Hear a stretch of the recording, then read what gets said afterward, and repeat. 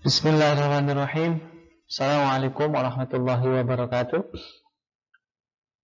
Selamat datang saya ucapkan kepada seluruh siswa, siswi SMA, MA, SMK, MAK di seluruh Indonesia.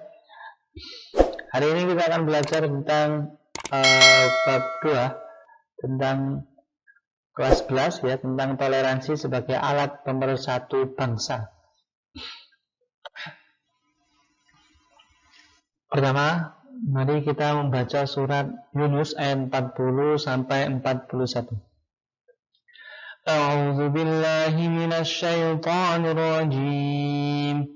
Wa minhum man yu'minu bihi wa minhum man la yu'minu bihi. Wa rabbuka a'lamu bil mufsidin. Wa in kadzdzabuka faqul li 'amali wa lakum 'amalukum.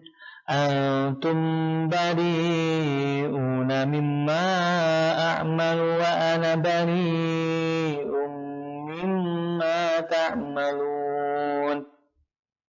Artinya, dan di antara mereka ada orang-orang yang beriman kepadanya, dan di antaranya ada pula orang-orang yang tidak beriman kepadanya.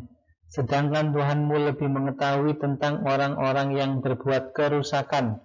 Dan jika mereka tetap mendustakanmu, yaitu Muhammad, maka katakanlah, bagiku pekerjaanku dan bagimu pekerjaanmu. Kamu tidak bertanggung jawab terhadap apa yang aku kerjakan, dan aku pun tidak bertanggung jawab terhadap apa yang kamu kerjakan. Yunus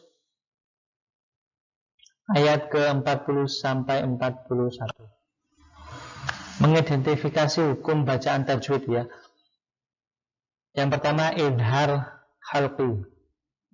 Wa minhum, nunnya dibaca jelas, idhar karena nun sukun bertemu dengan hak. Ya, nun sukun bertemu dengan hak. Kemudian yang kedua, wa minhum may yu'min. Idgham mimi, yaitu mim sukun bertemu dengan mim. Adapun tafsir surat Yunus ayat 40 sampai 41 ya, dalam kitab Tafsir Jalalain disebutkan di antara mereka penduduk Mekah ada orang-orang beriman kepada Al-Quran, ada juga yang tidak beriman. Jadi khitabnya dalam ayat ini adalah penduduk Mekah. Hal ini diketahui oleh Allah, dan di antara mereka ada pula orang-orang yang tidak beriman kepadanya untuk selama-lamanya. Ya, Tuhanmu lebih mengetahui tentang orang-orang yang berbuat kerusakan. Hal ini merupakan ancaman yang ditujukan kepada mereka yang tidak beriman kepadanya atau kepada Al-Quran. Kemudian dalam tafsir yang lain, yaitu tafsir Al-Misbah yang dikarang oleh Profesor Dr. Quraish Shihab, menjelaskan di antara mereka dalam ayat 40 ini adalah kaum musyrikin. Itu ada orang yang percaya kepadanya tetapi menolak kebenaran Al-Quran karena keras kepala dan demi mempertahankan kedudukan sosial mereka. Dan di antara mereka ada juga yang benar-benar lahir batin tidak percaya kepadanya serta enggan memperhatikannya karena hati mereka telah terkunci. Nah, inilah orang yang tidak beriman selama-lamanya ya, kepada Al-Quran. Tuhanmu pemelihara dan pembimbingmu, wahai Muhammad, lebih mengetahui tentang para perusak yang telah mendarah daging dalam jiwanya. Ya, kewujudan yang sedikit pun tidak menerima kebenaran tuntunan ilahi.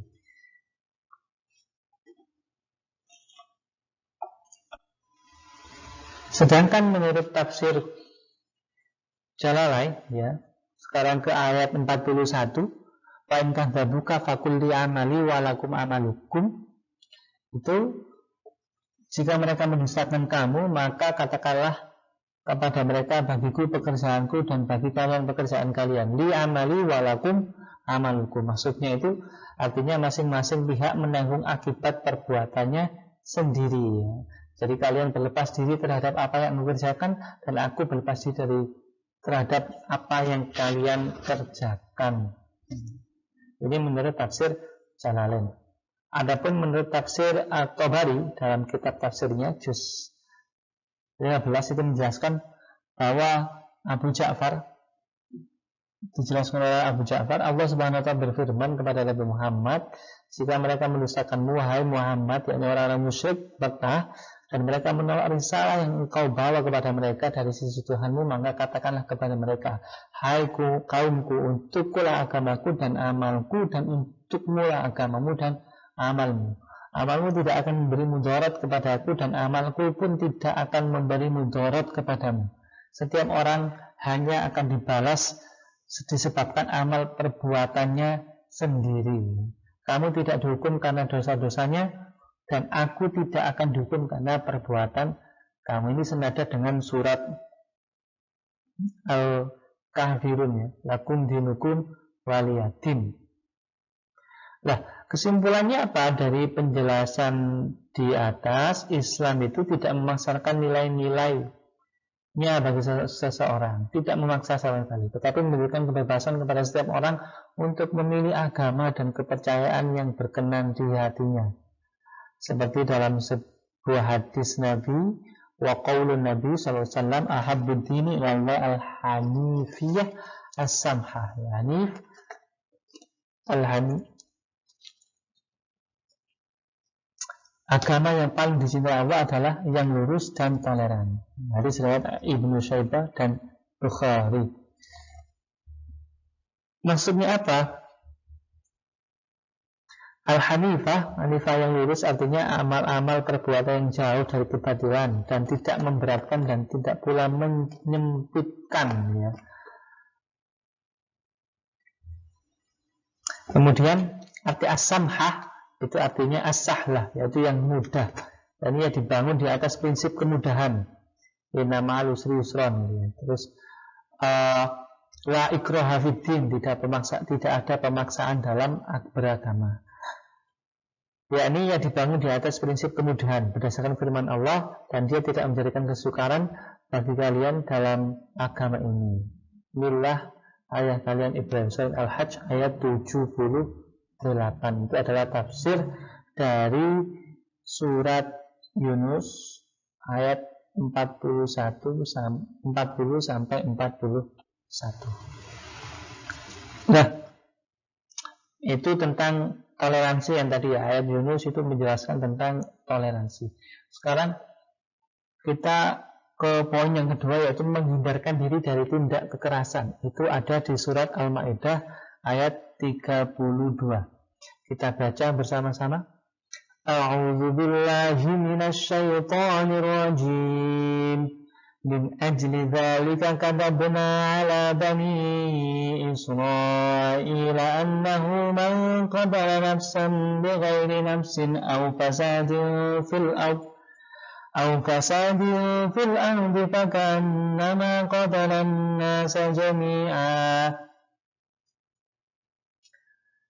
wa man ahyaha fakannama ahya an-nasa jami'a وَلَقَدْ جَاءَتْهُمْ رُسُلُنَا بِالْبَيِّنَاتِ ثُمَّ إِنَّ كَثِيرًا مِّنْهُمْ بَعْدَ ذَلِكَ فِي الْأَرْضِ لَمُسْرِفُونَ.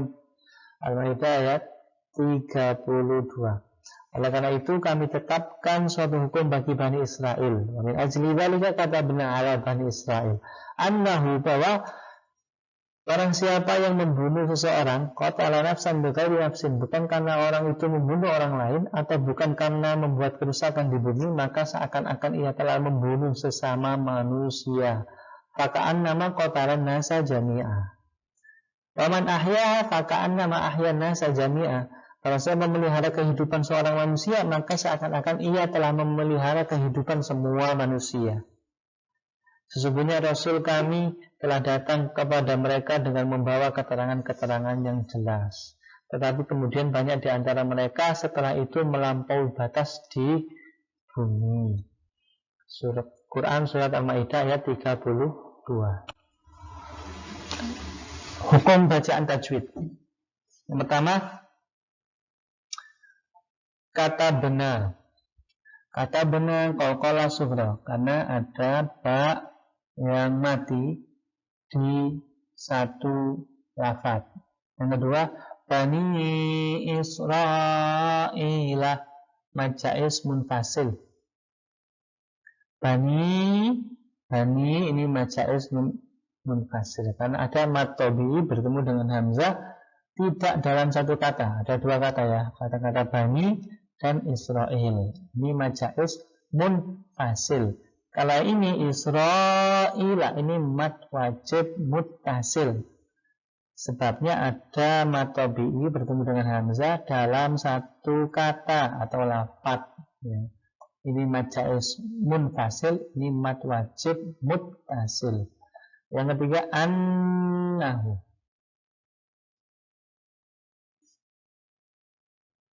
Annahu gunnah, karena ada nun yang bertasydid.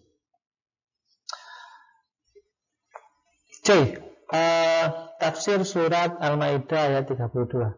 Menurut tafsir Jalalain, bahwa maksud ayat ini adalah karena perbuatan Qabil sebagaimana dikisahkan pada ayat sebelumnya, kami tetapkan bagi Bani Israel bahwa barang siapa yang membunuh seseorang manusia bukan karena berbuat kerusakan yang diperbuatnya di muka bumi berupa perzinahan atau perampokan dan lain sebagainya, maka seolah-olah ia telah membunuh manusia semuanya. Jadi orang yang membunuh orang lain tanpa sebab, ya, bukan karena orang yang dibunuh ini membuat kerusakan kepada orang lain, ya, perampokan, perzinahan kepada daerah itu, maka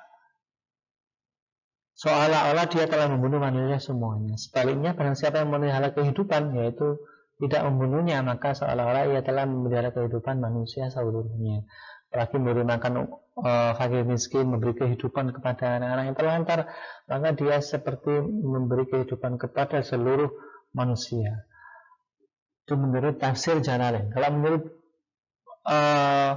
tafsir Al-Misbah, dalam disebutkan barang siapa yang membunuh satu jiwa salah seseorang putra putri Adam, bukan karena orang itu membunuh jiwa orang lain yang memang wajar sesuai hukum untuk dibunuh, atau bukan karena membuat kerusakan di bumi yang menurut hukum boleh dibunuh, seperti dalam peperangan atau membela diri dari pembunuhan, maka seakan-akan dia telah membunuh manusia seluruhnya. Jadi kita harus benar-benar berhati-hati ya, dalam mengambil keputusan. Nah, di sini kita harus berjaga-jaga agar terhindar dari perbuatan yang jelek, perbuatan yang tercela, atau berbuat kekerasan kepada orang lain, apalagi yang menimbulkan kematian.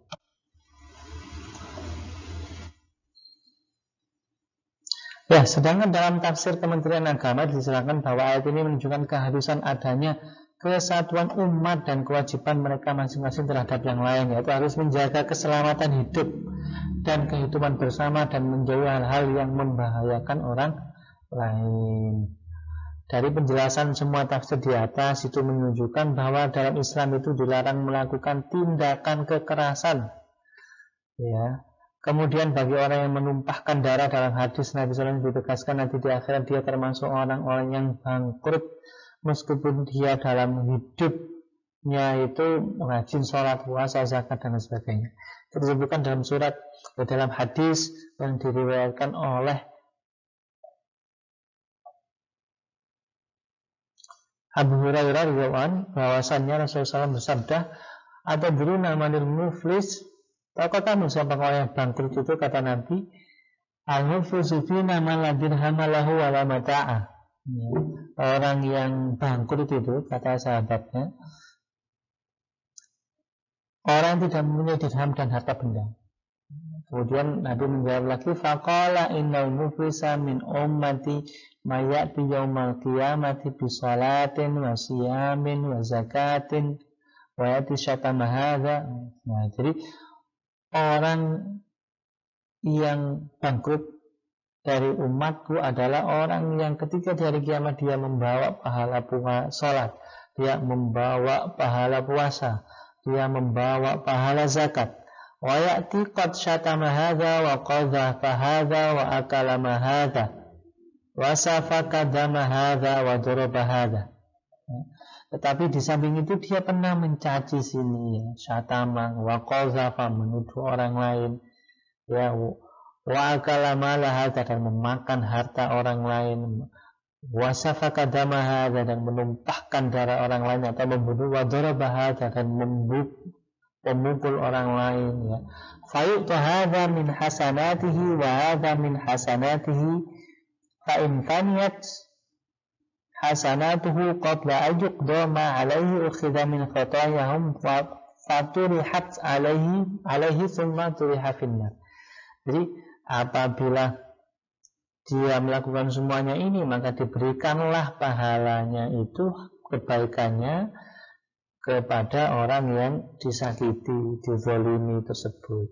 Jika kebaikannya sudah habis, maka dosa-dosa orang yang dizalimi tersebut akan dipindahkan kepada orang yang mendolimi tadi, ya. Ketika sudah habis semuanya, turiha finnar, kemudian dia dilemparkan ke neraka.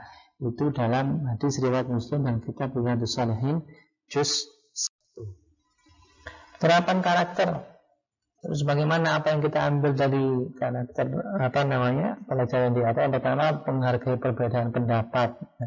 Baik dalam musyawarah, menghormati temannya satu kelas, ya, baik yang berbeda agama dan sebagainya, hidup rukun dalam masyarakat meskipun berbeda suku-suku, ada suku Madura, Jawa, Bali dan lain-lain, ya. Maka kita harus toleransi dan rukun antar sesama.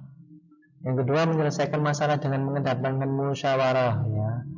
Membuang duri atau paku di jalan ke tempat sampah menjadi mediator saat ada teman yang bersalah. Itu cinta kedamaian, cinta damai. Yang terakhir, belajar empati, yaitu merasakan apa yang dirasakan orang lain. Kalau kita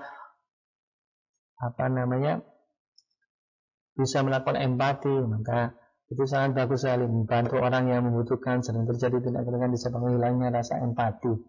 Karena kekerasan itu timbul karena tidak ada rasa empati kepada orang lain. Itu pelajaran yang dapat kita ambil dari materi ini.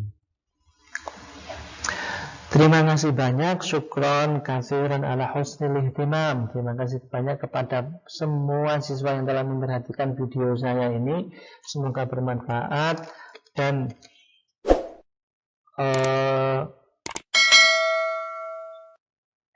semoga kalian sukses semuanya, baik di dunia atau di akhirat. Assalamualaikum warahmatullahi wabarakatuh.